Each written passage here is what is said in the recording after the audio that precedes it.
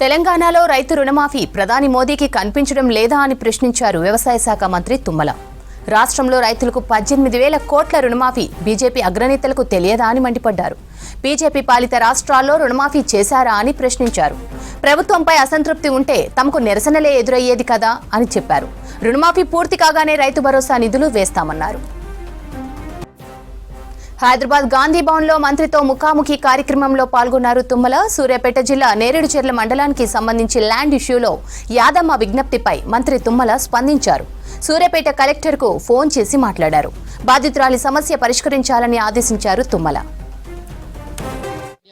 Sir ఇది seats management quota అది అలానే ఫీజు కూడా చాలా ఎక్కువ ఉంది సార్. 23 to 24 lakhs ఉంది సార్ మనకి ఫీజు. కంపారిటివ్లీ ఏపీలో 10 to 12 lakhs ఉంది సార్. కర్ణాటక తమిళనాడులో కూడా 10 to 12 lakhs ఉంది. ఇంకా జియోలో క్లియర్గా మెన్షన్ చేసి ఉంది సార్ స్టైపెండ్స్ ఇవ్వాలని. స్టైపెండ్స్ కూడా ఏమి ఇవ్వట్లేదు సార్. అపాయింట్మెంట్కి ట్రై చేశాను సార్ మొన్న. పట్టించుకోనటువంటిది ఏ రాష్ట్రంలో కూడా ఆ పథకాన్ని అమలు చేయనటువంటి మోడీ గారు మాట్లాడటమే ఆశ్చర్యం. బీజేపీ పాలిత రాష్ట్రాల్లో ఎక్కడైనా చేసి అదే పద్ధతిని అవలంబించమన్నా కూడా తెలంగాణ ప్రభుత్వం సిద్ధంగా ఉంది.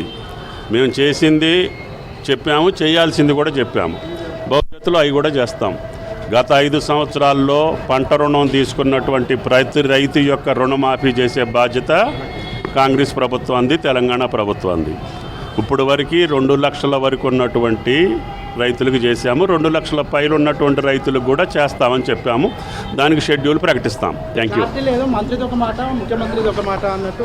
మీది ఒక మాట, మాది ఒక మాట, అందరిది ఒకటే మాట.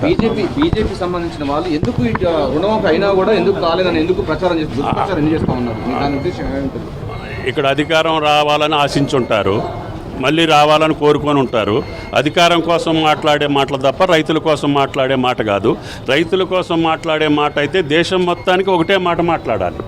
గతంలో ఈటల రాజేందర్ కూడా మంత్రిగా పనిచేశారు. ఆయన కూడా ఈ విషయాలు తెలియదు. ఆయన ఆర్థిక మంత్రిగా రుణమాఫీ ఏ రకంగా చేశారో అదే పద్ధతిలో కంటే మెరుగైన పద్ధతిలో ఈ ప్రభుత్వం చేస్తుంది. ఆయన గారికి అన్నీ తెలుసు. ఆయన గారు ఆర్థిక మంత్రిగా ఉన్నప్పుడు చేసిన దానికంటే ఆ రోజున 5 సంవత్సరాల్లో 4 విడతలుగా చేశారు ఆయన ఉన్నప్పుడు.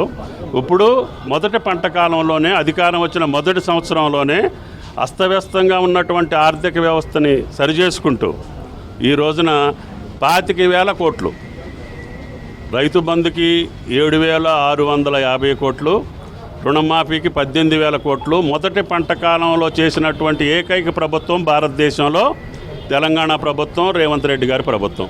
ఆ మాత్రం ఎక్కడైనా భారతదేశంలో జరుగుంటే బీజేపీ అని చెప్పినా పర్వాలేదు, లేదు బీఆర్ఎస్ చెప్పినా పర్వాలేదు.